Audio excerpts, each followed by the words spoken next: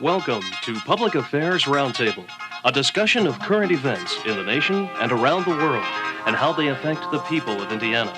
Here's your moderator, Larry Lough. Education will be the focus of our program today on Public Affairs Roundtable. We'll be talking about the future of public education in Indiana and nationwide, including a rather controversial proposal whereby poor families would be given vouchers or grants to send their children to private schools. We'll also be talking about the pressure public schools are under to revise their curriculum for such topics for instruction in computer literacy and economics.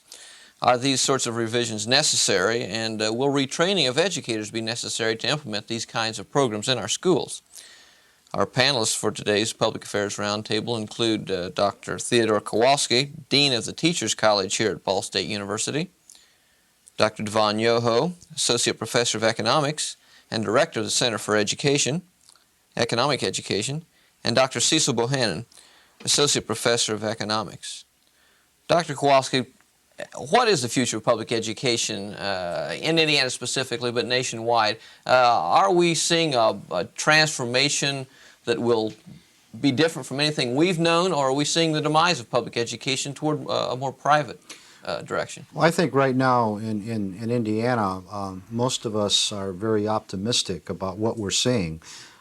First of all, the governor has repeatedly claimed that education is one of his highest priorities, and I think that he would like to be remembered as a governor who did a great deal for education in the state.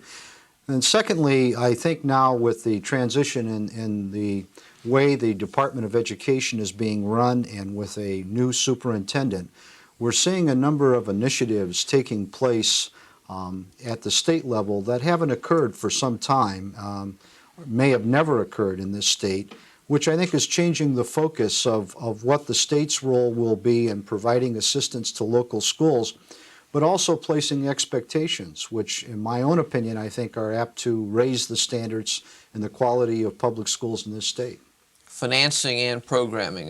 Where's the emphasis in the legislature right now? Financing? Always, you talk to school superintendents, to school board members, and to a large extent to teachers as well, and they will complain about the fact that the legislature is very good about passing bills that call for new things to be done by the schools in special education and a number of other areas, but that correspondingly they don't provide the funds to carry that out. I think we have seen some change in that arena as well.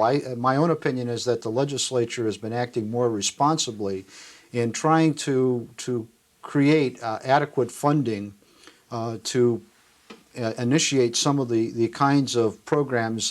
Prime Time is one example where they have provided a substantial amount of money, albeit not adequate according to some educators, but they have put a lot of money into that program, and I think we are now seeing a better balance between the ideas and the funding of those ideas. The state's still the legislature is still the educational policymaker in the state. Would you say that's... No question. I think that many people fail to realize that education in this country is a state responsibility. In all states except Hawaii, that responsibility is delegated to local school boards.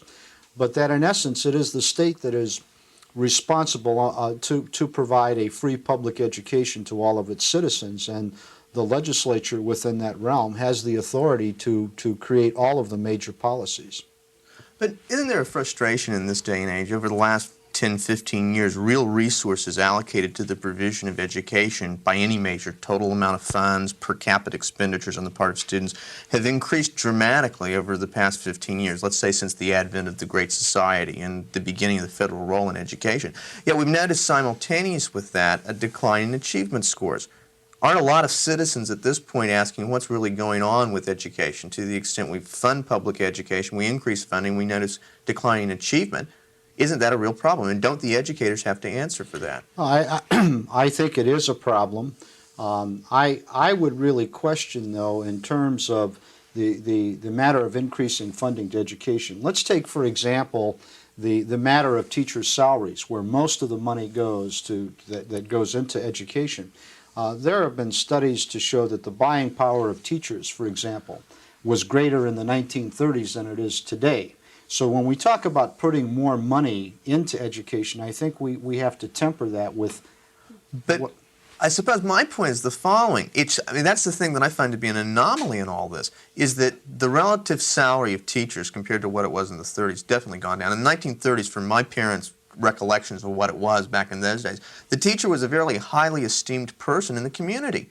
His income was comfortable. He probably lived better than most of the people in his community. Now the standard of living's declined. How has that happened when there's been this increase in commitment of resources on the part of the government to education? Where are these funds going? If they're not going to teachers' salaries, what's happening here? I think, first of all, the schools are expected to do much more today than they were in the 1930s, for example. The changes that occurred, particularly with the passage of the Civil Rights Act, all of the social unrest in this country in the 60s, placed demands on schools to, number one, deal with a range of social problems, a myriad of personal adjustment problems, and it also placed expectations upon the schools to keep children in school. So that when we talk about the achievement aspect of it, we have succeeded in keeping a higher number of students in school today, but I think and we've also expanded the expectation for what those public schools are to do. And in doing that, we pay a price. Now, I would argue, for example, that things have not changed with the top students, that they are as well educated and as well prepared today as they were 20 years ago, 30 years ago. I think where the differences come in are, number one, we've increased dramatically the expectation for all students to go on to college. And therefore, we encourage them to stay in school, and to some extent have created some false hopes. As we know, working in the university, many of those students come to us with a number of problems. They're not prepared to tackle the academic work here, but yet society has placed an expectation on them that they are to come here. The public schools, in turn, have tried to deal with that issue of, one, trying to keep the children in school, to deal with the social issues that society expects the schools to deal with, and in the same token, to try to increase the educational output for all of those students. And so I guess what I'm trying to say is that you're really dealing with a fine balance of expectations here. And I think much of the reform movement today, particularly on the part of political figures, is an expectation that schools should go back to only being concerned about academic output, getting back to the basics, if you will.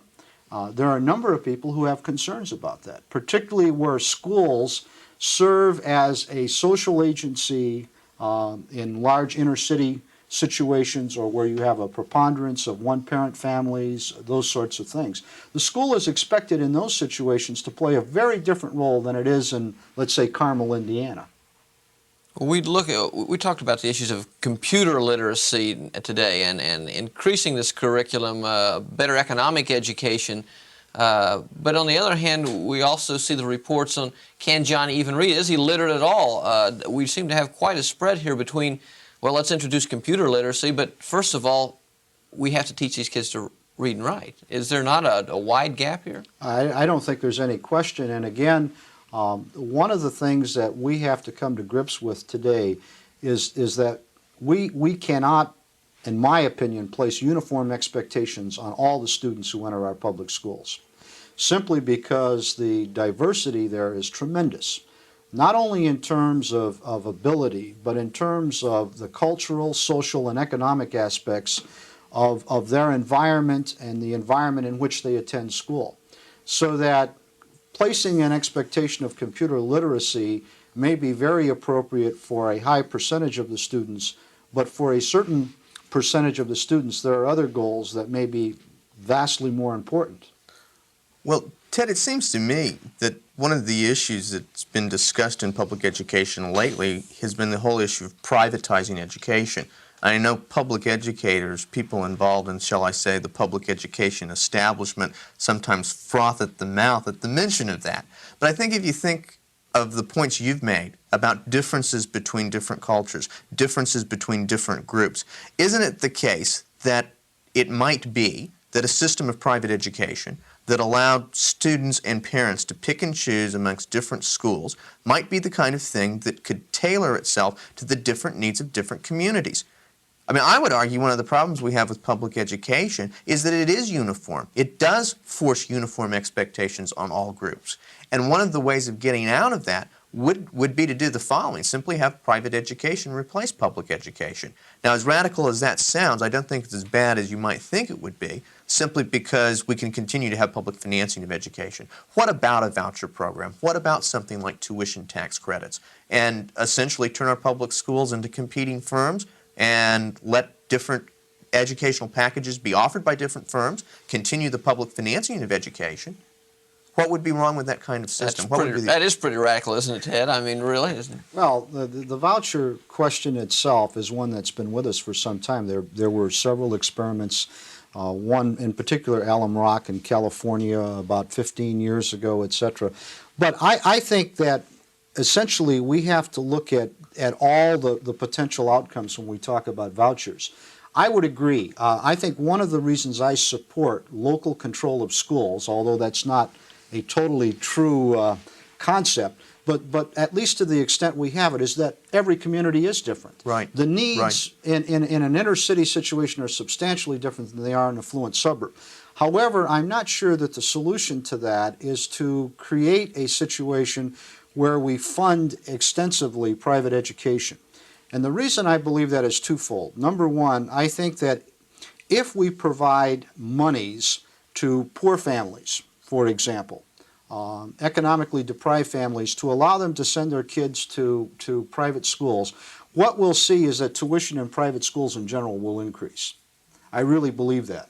Many private schools now operate on a very small margin. Many of them are supported through church funds. Otherwise, they couldn't continue. Now, my assumption is that if you open that door and provide more funding, that will happen. The second concern, just quickly, is that I'm not sure what it will do in the whole area of desegregation of schools and all the gains that we've made in this country over a period of time. One of my fears is that in certain parts of the country where private schools already flourish, that we will in fact get back to a situation where we will have almost total segregation. And I would not want to see that at all. Devon Yoho, your observations. It occurs to me that there is another issue here, and that's the issue of the parents' preparation to make the kinds of choices that would be required under a voucher system. And although I support the voucher system or some idea of that and providing parents with those kinds of opportunities, it seems to me it raises some issues of how you would perceive, or how educators in general would perceive, their changed role. Instead of, I see it this way, and I'd like for you to react to it. I see that their role would be changed in the sense that they would be counseling parents as to the alternatives that are available to them, rather than through a school board dictating what alternatives would be available. Do you essentially agree with that? I think that would be possible, but one of the things that we know about the tendency of parents to choose schools when they're given that freedom is that inevitably they choose location over philosophy. And let me give you a classic example of that. In DeKalb, Illinois, back in the mid-'70s, they had a bright, energetic superintendent who's now out east somewhere named Chuck Fowler. And he came up with the idea that every school in that system, elementary school, should be somewhat different and offer a unique philosophy. So that one school was an open concept, one school was very traditional, academically oriented, and 90-some% of the parents chose the school closest to home. The neighborhood school. That's right. Well, so that simply would indicate that parents value the aspect of the neighborhood school perhaps more than other things. No question. And I think that should be a parent's right. I don't think that's an indictment necessarily of parents' competency to make a decision as to where they want to send their children to school. But if that's one of the points I want to go back to is the notion of financing. One of the things you said is a lot of private schools are at the margin in terms of finance. Nevertheless, I would argue that privatizing any kind of activity in general leads to lower cost. That is, any cost problem that's associated with going to a private system, I think, would be offset by the fact there's competition in the industry. What we have now is currently a public monopoly on education. And just as monopolies in anything tend to be inefficient, I would argue that the actual cost of providing educational services would go down under a voucher kind of system. Well, I think one of the problems in that is that if in fact your prediction were to come true, that the cost of education would drop, I would fear as to what would happen to the quality of education at the time that was occurring. What I'm saying is that there would be a tendency to focus on those aspects of education which were, one, most popular in the public's mind, and that right now happens to be output on things such as the SAT test. And secondly, they would be focused on those things which are easiest to measure. Now, lost in all of that would be a lot of noble goals that we have in our American public school system that you don't find in other countries. Now, we could sit here and argue whether those are good or bad. Right. Our system has never claimed to be efficient. When I was in Poland last summer, the people there continuously asked me about our high schools and how we could justify comprehensive high schools, how we allow someone to be a late bloomer because that is so inefficient. But yet I contend that is something that is a real strength of our school system. Well, it seems to me, this is a question, and this, I don't mean this to sound bad, even though it probably will. Who should make the decision as to what priorities are? Should it be done by parents or should it be done by an educational elite? Well, we're and it seems like to my question. Yes. It seems like what you're saying is that the educational elite, i.e. the deans of the teacher colleges, are the ones that have the right to make the decisions and not the parents. Let me suggest one thing, that historically, I was recently reading a study about why teachers have low status in society. And historically, it goes back to a belief that the public schools were created in this country to really offer a dual system of education for those that could not afford private education. In other words, it was to be for the poor children. We have been able to avoid that, I think, in large measure. What I fear, and I support private education, I want to make that very clear. I have concerns about what would happen, however, if the public schools were forced to compete with them on an equal financial basis, because I fear that the public schools may become a dumping ground for those students who cannot get into private schools. You see, there's another issue. You could provide the money, but private schools are not required to take certain kinds of students.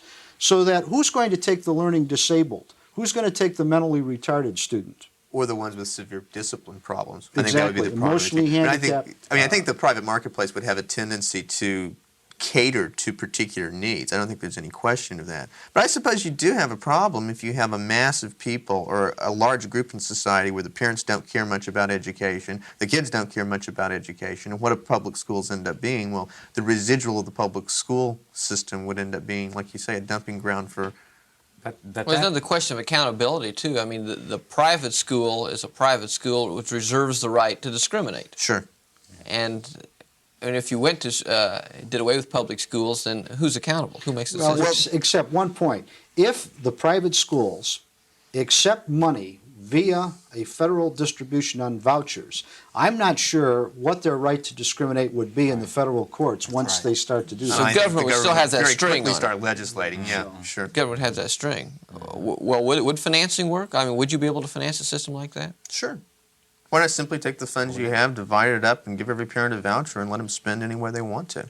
It's fairly straightforward. One could argue even that it might cost less in some sense, that some of the costs that are currently incurred would not be incurred. Sure. You've got a distribution of funds at the present time from state levels down through local levels, which a lot of that money is consumed in administration. Sure.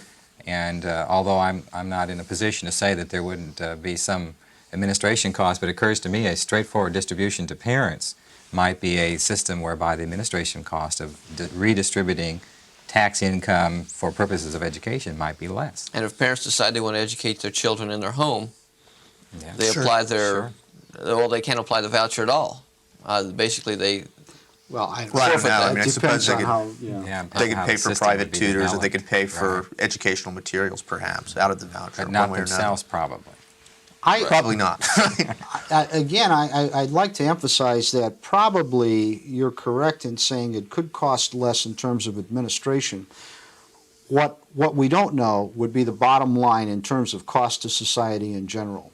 If, for example, such a program would cause the public schools, particularly in large urban areas, to deteriorate, would cause higher dropout rates in those situations, I'm not sure what kinds of problems are created for society and what that's going to cost. And I think that's a real unknown, and something I fear. Because in all of this, if we look at all of the reports that came out about excellence in education, they're very similar to the expectations that were placed on the schools at the turn of the century during the Industrial Revolution. The schools were picked as the agent that was to take farm children and prepare them to work in a different environment. Now, the reports are saying the schools are to take children and prepare them to compete with the Japanese, with Germany, etc. I think our mission in schools is much broader than that. And for one thing, I think we're forgetting about a large class of students who are not going to be academically talented and who receive benefits. Special education, I think, is the best example of that. And I'm not sure what happens. That's a large population. In many school districts, even in this state, you'll find a third of the students in first grade who score below 80 on an abilities test in the first grade. Now, I don't know how all those children are going to fare in a voucher system, because many of them are going to not make good choices, I'm afraid, and get caught up in systems that may deteriorate. But then perhaps, again, to take the advocacy position for vouchers, isn't the point that poor parents aren't all irresponsible? They're not all disknowledgeable. I mean, I would argue the average poor parent isn't an irresponsible person that can't make a choice. And in some sense, by letting the poor have some autonomy in their choice of education, one of the things you might end up with is a higher level of education for the poor. Now, not to say that all poor people are always going to make the right decision. Some of them will make the wrong decision. But I think one of the cases that's interesting is the inner city school run by a believer named Marla Johnson, who's done an absolutely wonderful job with very limited resources, with children from very low achievement backgrounds, simply by her own entrepreneurial activities. And I think the argument for the marketplace is that the marketplace will work for the poor simply because there's going to be a lot of experiments out there. If you did go to a voucher system, you would have, as compared to one system of education on the south side of Chicago, 30 or 40 different systems of education. Parents could pick and choose amongst those systems. Some of them, albeit, would be failures. But if you look at the schools on the south side of Chicago, I think one could say that to a large measure they're a failure now. So at least to call out some successes through a voucher system, I think in the long run would end up generating a circumstance where the educational achievement on the part of the poor would increase. I think it's a good argument for that. Perhaps the most vehement opposition to the voucher system has come from teachers, teacher organizations, the presidents of the two major teachers' unions in the United States. What do teachers have to fear from a system like that? Well, I think basically one of the fears is that we would create a dual system of education completely in this country, which would be dual based on economics, and that the public schools would deteriorate markedly because they would be left to deal with those students that the private schools did not want to deal with.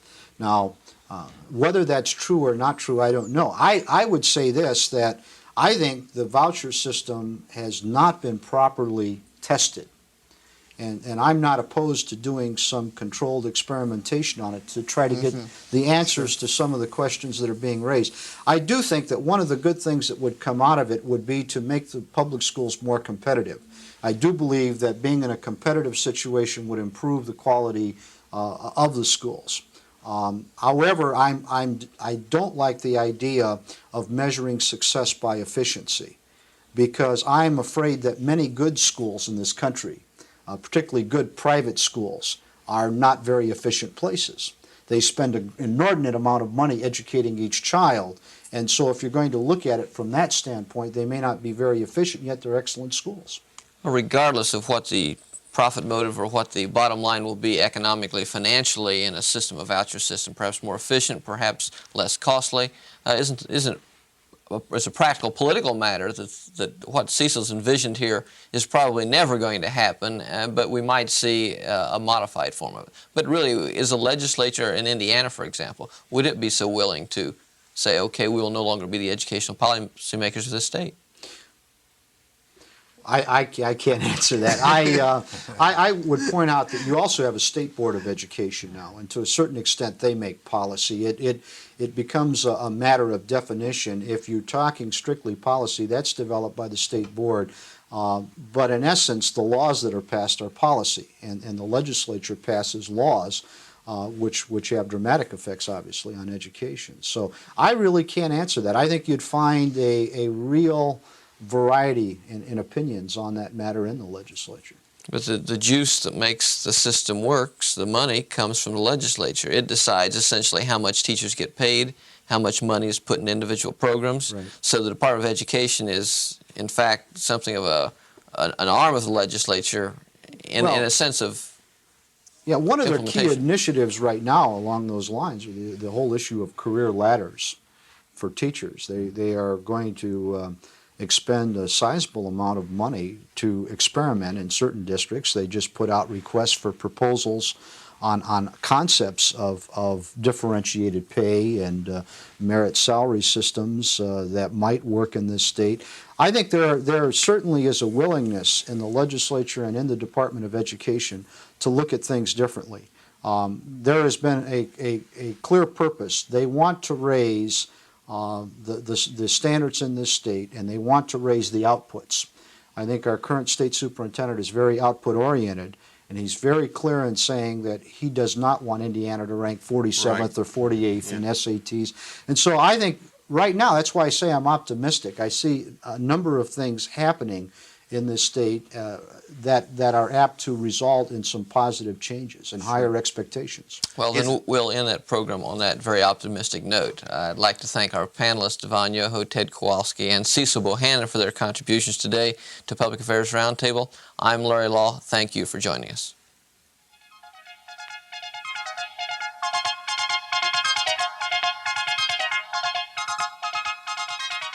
If you have comments regarding this program, please address them to John Rouse, Box 149, Muncie, Indiana 47305. The producer for Public Affairs Roundtable is John Rouse.